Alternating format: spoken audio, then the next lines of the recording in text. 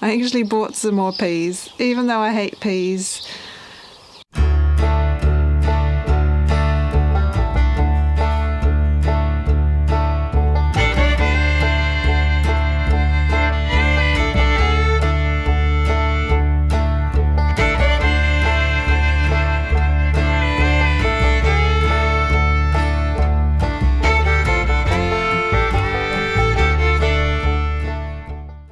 It's a few days later and we're going to check on how the seedlings and seeds are going, including the peppers that are still in the hot water cupboard. So the first lot of peppers are doing pretty well, the ones that were pre-germinated anyway. These ones are the shishitos, which are doing the best. So we've got 7 of those out of the 8 that we pre-germinated. One of them is, I don't know if it's rotting, it's just not doing anything. And the rest of the seeds that are in there are the ones that were left in the paper towels that hadn't germinated when I pulled them out of the hot water cupboard. And 2 of those have actually rooted and started growing, but I'm not sure how strong they're going to be. These ones are the Jimmy Nardellos, and we've got 8 decent looking ones out of the 10 that we pre-germinated. This one's hanging in there, although it feels pretty weak, and this one down here looks like it's rotting. So sometimes even though you pre-germinate them, just the weakest ones don't do very well, or if they get a bit too wet. At least one of the ones that hadn't rooted in the paper towels has got a little root now, so we'll keep watching those. So far, none of the onion seeds have germinated. The tomatoes, I actually put this whole tray into the hot water cupboard on top of the shelf up the top because the tomatoes don't actually need light to germinate. So that warmth has helped them to get going a bit faster. This little one here was super fast, so I had to pull it out of the hot water cupboard, but a lot of the seeds have got roots at the moment.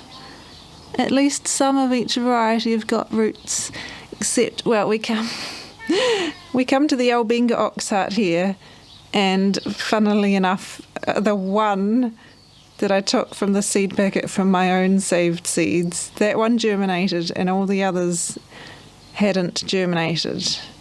So I've actually switched them out for something else. So I was thinking about Albenga ox heart, and I suddenly had a funny feeling that that wasn't actually the variety that I wanted to be growing.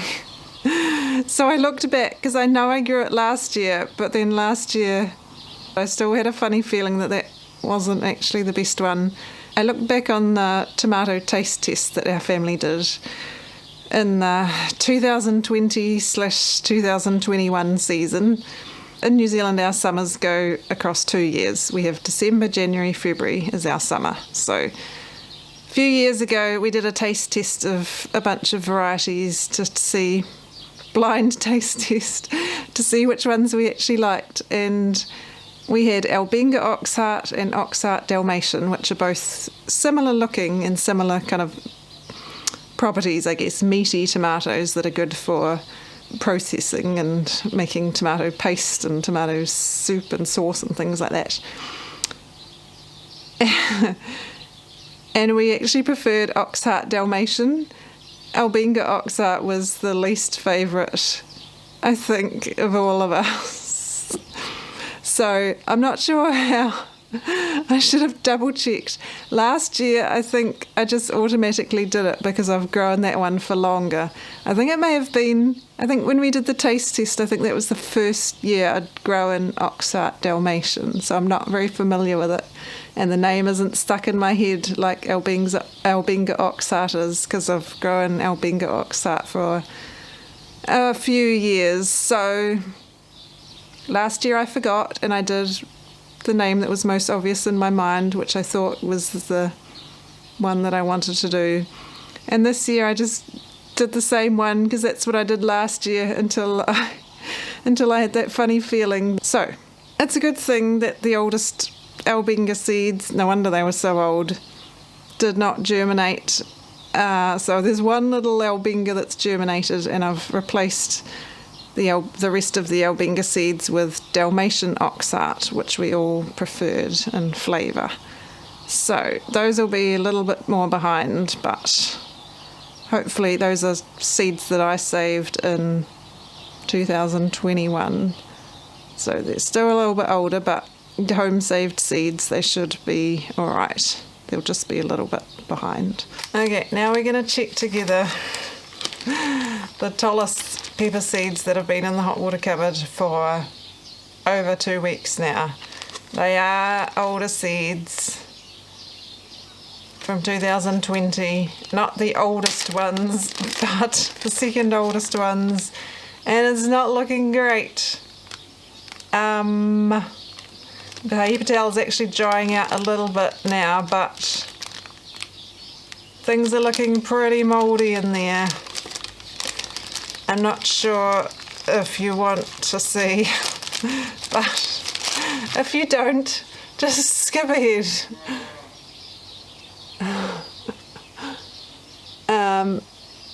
Yeah, things are getting pretty mouldy in there. Have any of them rooted? No.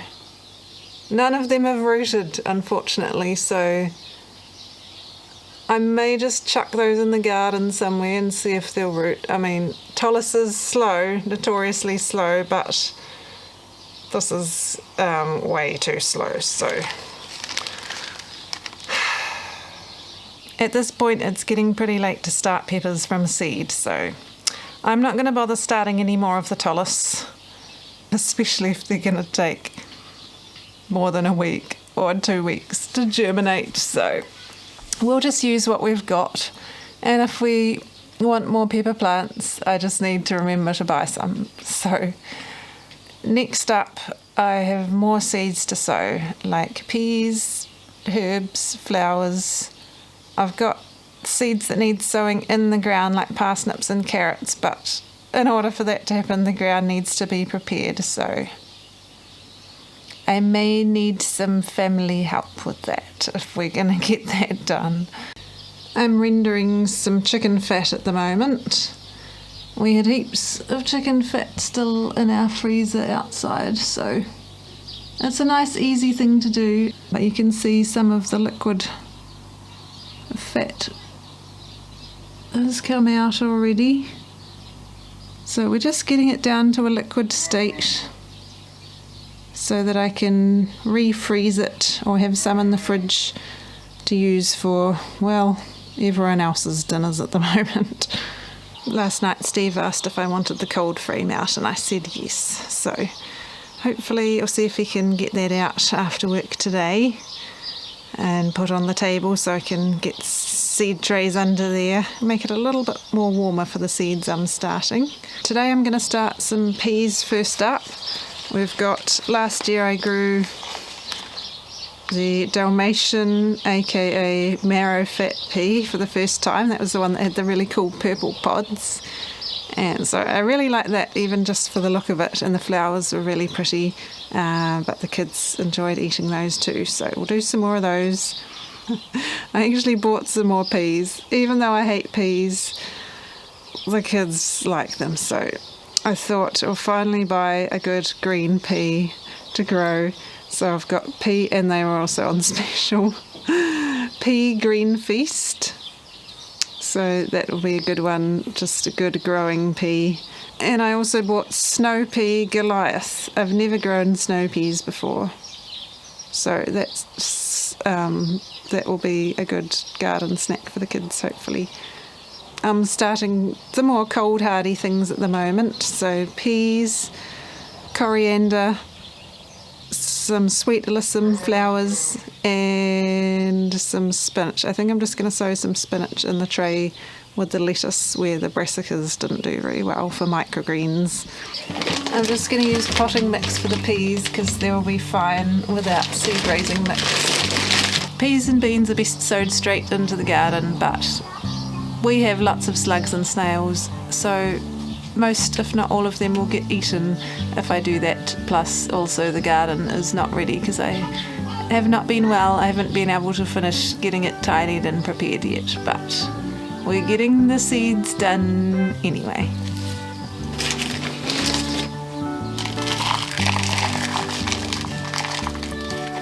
Okay, let's start with the snow peas. Oops, oh, there are a lot in here. So this packet is chock full of snow peas, which is nice, although they are quite big.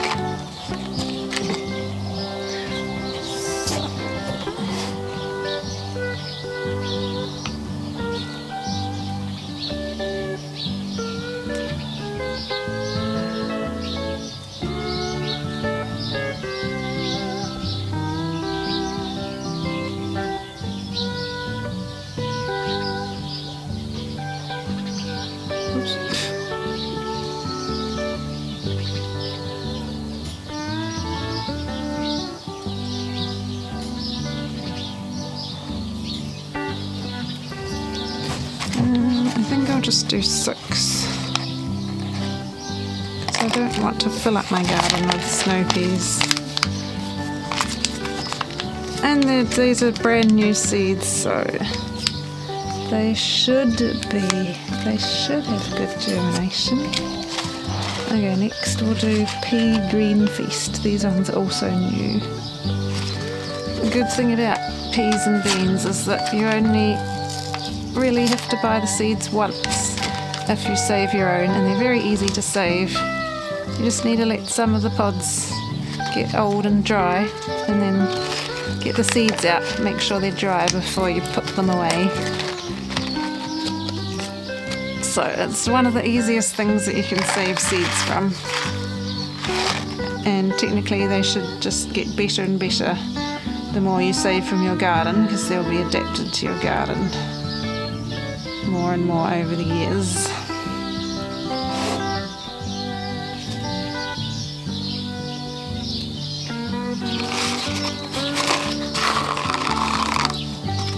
Actually, 1, 2, 3, 4, 5, 6. I've only got 7 of the Dalmatian peas left in this packet, but I did save a bunch from last year, which is the first time I grew them, so I might have to go grab a couple of mine. And these ones are an interesting brownish colour when they're dry.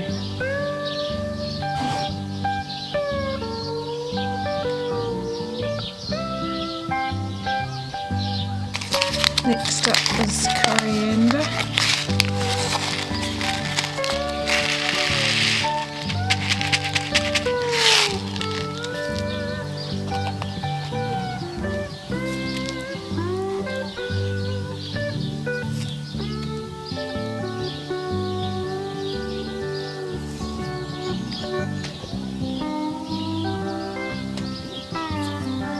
I'm sticking a bunch of these in each cell as well. I don't know, maybe what, 6 or 7 or so.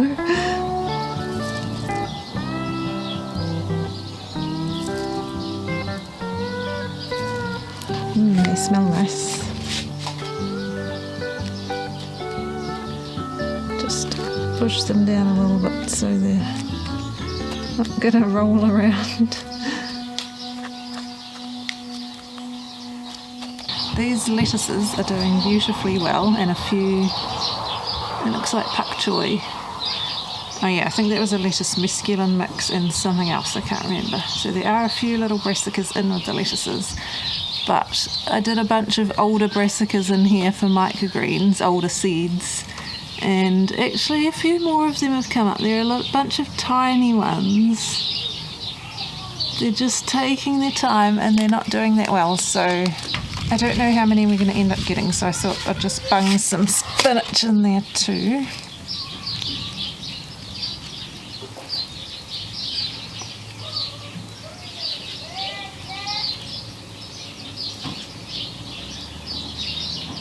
Yeah, and we could have a little forest of something going on, but we'll see. Whoopsies. We'll see how those go. And if the spinach do well, then I can either use them as a baby leaf in here, or prick them out and plant them in the garden, or pot them up if they're if I feel like it. So I need to water these, but here's what we've got. 1 tray of snow peas, 1.5 trays of green peas and the purple pod Dalmatian peas, 2 trays of coriander, 2 trays of white carpet of snow alyssum, and 1 tray of the painter's palette alyssum. And this is the parsley and celery seeds. That none of those have come up yet either. They've been in this little propagator. So I just need to water these ones and then these.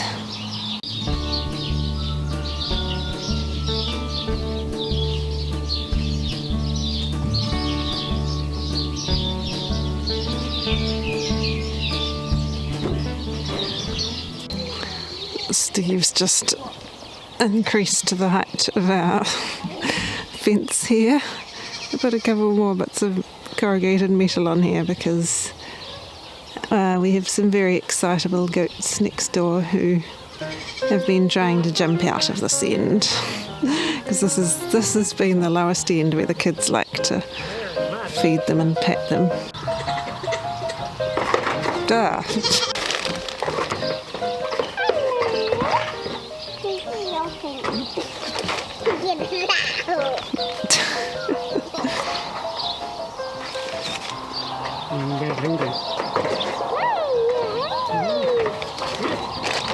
Well, they eat everything.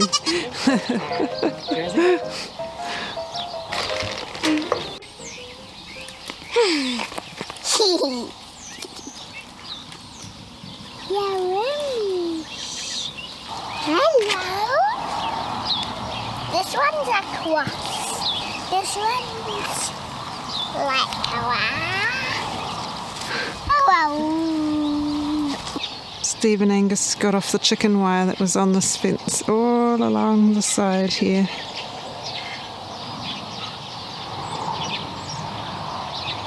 All the way to over there, because I put chicken netting along here in the early days to stop chickens getting out and sheep getting in and small children getting out. And then previous neighbours put up this corrugated iron, so we didn't really need the netting there anymore. It was just collecting weeds that were stuck between the netting and the metal, so it looks a lot more tidy now, which is really cool.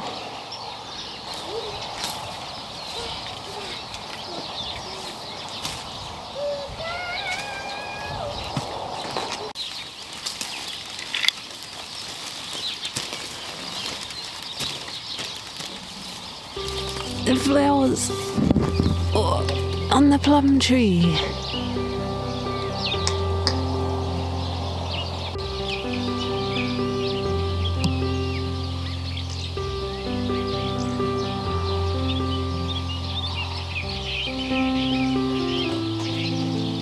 Thanks for joining us in today's vlog, guys. It's exciting to be able to start seeds, even though I can't do much else physically at the moment. It's kind of ironic that I'm ahead in some of the seeds already than I usually am when I'm struggling with the worst health that I've had in a while, but it's something that I can do even if the garden's not ready. I've got to start somewhere, and it feels good to be doing seeds. So thanks for coming along on this journey with us. I appreciate all of you, and choose to grow hope, and we'll see you next time. Bye.